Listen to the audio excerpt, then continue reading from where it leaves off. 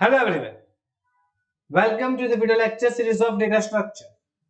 Today we are going to learn about the doubly linked list concept and the insertion in doubly linked list. Hi, this is your instructor Janice Shah. So let's begin with today's outlines.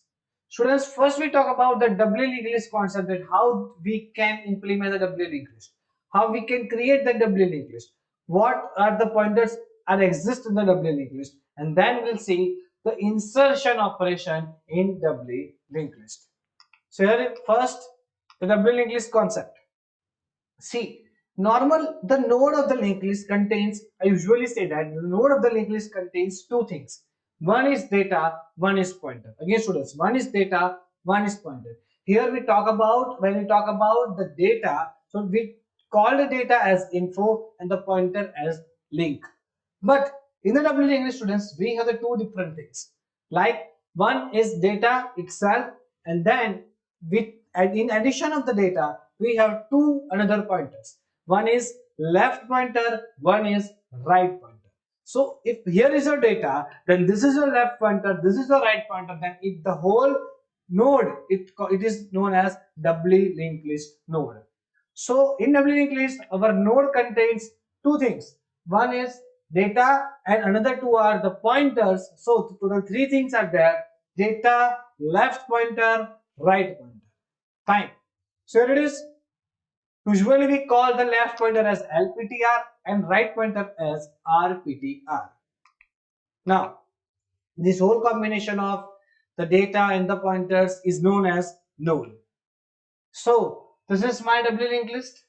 Students, in singly linked list or in circular linked list, as we know, the first is a pointer which is pointing to the first node of the list. First is a pointer which is pointing to the first node of the list. Same like that, students. Here we have two different pointers. Not I'm telling about the LPTR and RPTR. Okay, I'm telling about the left and the right pointer. So students, here you can see the doubly linked list. In doubly linked list, the two pointers are there, that is known as L and R. So L is known as the left pointer which is pointing to the leftmost node of the doubly linked list, and R is the right pointer which is pointing to the rightmost node of the doubly linked list. So you can also say like that, sir, L is pointing to the first node of the doubly linked list and R is pointing to the last node of the doubly linked list. So yes, you are right, correct. L leftmost, that means we can say like a first, and rightmost we can say like as a last node. See, the first node, that means the first node of the doubly linked list, the left pointer of the first node is pointing to null and the right pointer of the last node is pointing to null. So what we call it is a left pointer or right pointer. So students, we have one unique name, that is LPTR and RPTR. I already told you about it. So here when we talk about the left pointer of the first node, okay, so let me know which pointer is pointing to the first node. Which pointer is pointing to the first node? L. Okay, so we can also say, students, that LPTR of L is equal to null in doubly linked list. LPTR of L is equal to null. LPTR, that means it shows the left pointer of L is equal to null, and the right pointer of R is equal to null. So students, the next, let's understand some terminology like what we call, I already told you, but just understand with the animations. Like first, this is my doubly linked list. Okay, 10, 40, 23, 53, 75, all values are there. Now, this thing is known as the node. The combination of data and two pointers is known as node. Next, 10 is pointed by the L. L is the left pointer which is pointed to the leftmost node of my doubly linked list. Here is my R, which is known as a right pointer, or I can say the R is pointing to the rightmost node of my doubly linked list. Fine. Now, what about this? See, this is LPTR of L, which is pointing to null. This is RPTR of L, which is pointing to the next node. Here, LPTR of R is pointing to the previous node. LPTR of R is pointing to the previous node of 75, and RPTR of R is pointing to the right side, that means null of 75. Fine. So students, here I can usually say that my LPTR of L is equal to null and RPTR of R is equal to null. When we talk about the next node, if you want to move further in this doubly linked list, then we can directly go like RPTR of L, and previous we can go with LPTR. Fine. So here it is, the all node combinations, LPTR of L, RPTR of R is equal to null. Now what happens if my doubly linked list empty? Students, you know that when my singly linked list is empty, then the first is a pointer which is pointing to the null. So same like that, if my doubly linked list empty, then L and R both pointing to null. So students, what happens when the first pointer is pointing to null? So when the first pointer is pointing to null, we can say that linked list is empty or linked list doesn't exist. Same like that, when my doubly linked list is empty or doubly linked list does not exist, then L and R both pointing to null. Now, the next one is how we can insert a value in doubly linked list. Student, this algorithm is very much specifically for the insertion of doubly linked list. Okay, but during the insertion in the doubly linked list, students, what we have specified over that we are going to insert on the left side of the specific node. So this algorithm is specially designed for the insertion in doubly linked list, where we are going to insert a new node on the left side of a node whose address is M. It is written over there, you can also read it, that we are going to insert a new node on the left side of a node whose address is M. So we do not think much, we just need to insert a node on the left side of a node whose address is M. So let's start with the steps. So here you also need to remember some basic condition, that which type of cases we are going to take during the insertion of this particular algorithm. Okay, so very first, this is a doubly linked list insertion. It is a procedure because we are not going to return anything from here. What we need left R, L and R, both pointers are there. Then X is a value which we are going to insert, and M is a pointer, or we can say the address of a node to which left we are going to insert the new node. Okay, so M is the address of a node, on left side we are going to insert a new node. So where is the first? Just take out L, R, M, then insertion X, and now the first step to obtain the node from the availability stack. Yes, the steps are same as the previous one, but we are not going to write down all the steps. We just need to write new arrow node. New arrow node. Student, here in algorithm we assume that when we talk about the node, it contains all three things: one data and two pointer. Get it from the availability stack. Okay, so do not need to write about the avail, check about the avail conditions, because we did it in the previous algorithms just for our understanding. But this is the doubly linked list algorithm. We already know that how can we perform the availability stack in the insertion operation over there. How can we take the new nodes from the availability stack? So we do not need to write those steps again and again in the doubly linked list. We can just directly write that new arrow node. This new arrow node statement itself means you are going to, in the availability stack, take a new node with data and two pointers. Fine. So what will be the next step? See, when we talk about the new arrow node, our new node is created over there. Okay, and the new pointer is pointing to it. This is our new node. Now, next, copy the information. Okay, very first step, just initialize the node by writing info of new is equal to X. So what will our next step after inserting the X over there? The next step is insertion into an empty list. There means one question over there, students, that are you going to insert in an empty list? Okay, so students, let's check that whether my doubly linked list exists or not. Are we going to insert a new node in empty linked list? So how to check? See, when our linked list is empty, doubly linked list is empty, then my L and R both pointers are pointing to null. You can check with anyone. Here I am going to take is if R is equal to null. If you are taking that if F is equal to null, then it's also fine. Because if R is equal to null, then L must be null.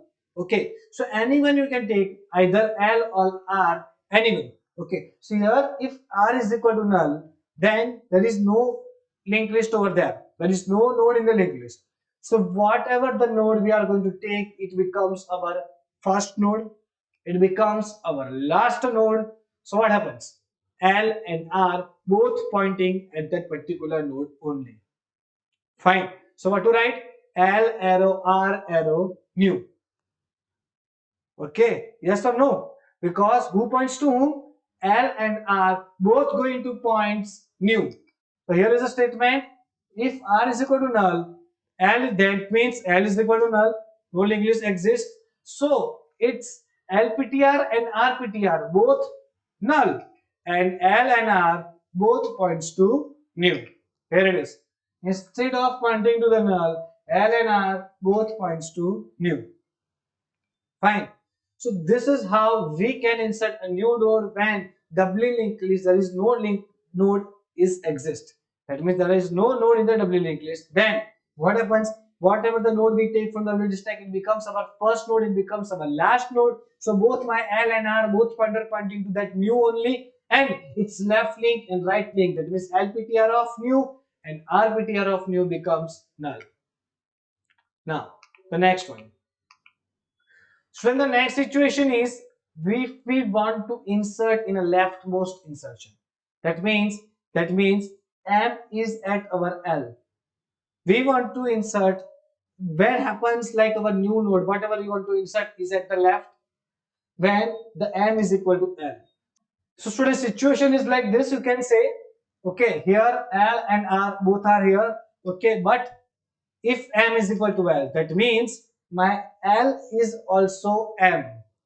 So what is our motto of this algorithm? We want to insert a new node on the left side of the M, on the left side of the M. So just imagine a situation when M is equal to L, then what happens? So let's see.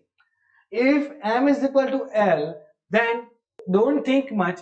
Just take your new node and put on the left side of the M, and then think which link I should need to connect first. So here is my new node. See, I didn't connect any link over here. Okay, so here is my new node. Okay, it is already ready. I have just initialized its information X only.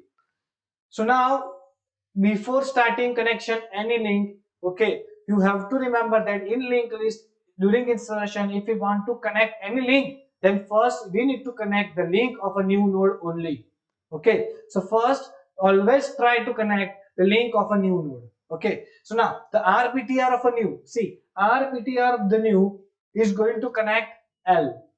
Okay, so here it is, RPTR of new is going to connect L, and LPTR of new becomes null because there is no node on the left side of the new. Fine. So RPTR of new is going to point M or L, whatever you want to write, and LPTR of new becomes null. So here are the two steps. The LPTR of the new becomes null, and the RPTR of new is directly connected to M or L, whatever you want to write, because here L and M both are same. Now what remains? What remains, students? Only the left link of L or M. So just write LPTR, left link of M, left pointer of M. That means LPTR of M is going to point new. So here it is. LPTR of M is going to point new. So now the insertion is done. One thing is remaining. Which is your leftmost node? Which is your leftmost node? L or new? After inserting on the leftmost, obviously new becomes my leftmost node. So just move L from here to new. So L point to new and write written. Okay. So such like this you can insert a new node on the leftmost side of the doubly linked list. Now the next, if it is not like this, then what to do in next case? So here it is my case, students, where I want to insert in middle of the doubly linked list. So students, what I need to do over here, I just need to insert something in the doubly linked list. Fine. This is the step where we want to insert a node in the middle of the something. So the situation is like this. You can see over here, like we have 10, 40, 23, 42, 53, and the last one is 80. Okay. Now the node which I want to insert, it is in the left side of the M. Now my M is pointing on 42. Fine. So what I need to do is, students, I need to insert new node on the left side of the M in between of 23 and 42. Okay, so the situation is clear. In an exam, or to remember this algorithm, always remember that you need to draw a figure and then think about that what link I want to connect on the which position. Fine. So let's start the algorithm. See, this is my X. This is my X. What I told you that always remember, try to connect the links. Try to connect the links of a new node first, then think about the rest. So tell me, students, the right link of the X, the RPTR of the X is going to connect what? M. See, the RPTR of the X is going to connect M. Fine. So the name of the 42 is M. But what is the name of the 23? Do we have? Yes or no? Because in linked list, name that means a pointer, okay, nothing else. Name means a pointer which is assigned to that particular node. So who is pointing to that 42? M. That means name of 42 is M. Who is pointing to that 23? Who is? LPTR of M. See, the left pointer is of the M is pointing to 23. Okay, the left pointer of 42 is pointing to 23. Okay, so the very first step that we need to do is that the LPTR of new is pointing to LPTR of M, because this link, the 23 link, is known as LPTR of M. So here it is, my LPTR of new is pointing to LPTR of M. Okay, and the next step is RPTR of new is pointing to M. So here it is, RPTR of M is pointing to M. So RPTR of new is pointing to M, LPTR of new is pointing to LPTR of M. Both links are connected with each other. Now what to do? Now just think, okay, carefully. We need to break link between 23 and 42. Okay, so first I'm going to try the LPTR of M. Okay, so now the LPTR of M, students, see, LPTR of M is breakdown and going to connect with new. So here it is, LPTR of M is gone and connected to new. Now tell me, what is the name of 23 now? Because we have already removed the left link of M. I did it intentionally because you need to aware about this. If you remove the left link first, then there is no name for LPTR of M, because after connecting LPTR of M to new becomes my LPTR of M. There is no existence of 23 over here. But wait a minute. See, the LPTR of LPTR of new is connected to 23. That means the name of 23 is LPTR of new. So what to do? Just write down like this: RPTR of LPTR of new. Students, why RPTR of LPTR of new? Because 23 is the left side. Because students, 23 is on the left side of a new. 23 is on the left side of the new. That means the left pointer of the new is connected to 23. Okay, so now the identity of the 23 is LPTR of new. Okay, we want to connect the right link of 23. We want to connect the right link of 23. So right link of, that means RPTR of 23. 23 is known as LPTR of new. So the whole term becomes RPTR of LPTR of new. Got it? So RPTR of LPTR of new is going to connect new only. So here it is, the RPTR of LPTR of new is going to connect the new itself. Okay, so such like this, we can insert a new node in between of doubly linked list. And last step is return. So students, in this lecture we talk about the doubly linked list, how we can do like LPTR, RPTR. The very first most node of the doubly linked list is pointed by L, and the last node is pointed by R. You already know about that. How can we insert a new node on the left side of a node whose address is M? Okay, fine. So if you have any doubt, then please feel free to ask me. Thank you so much.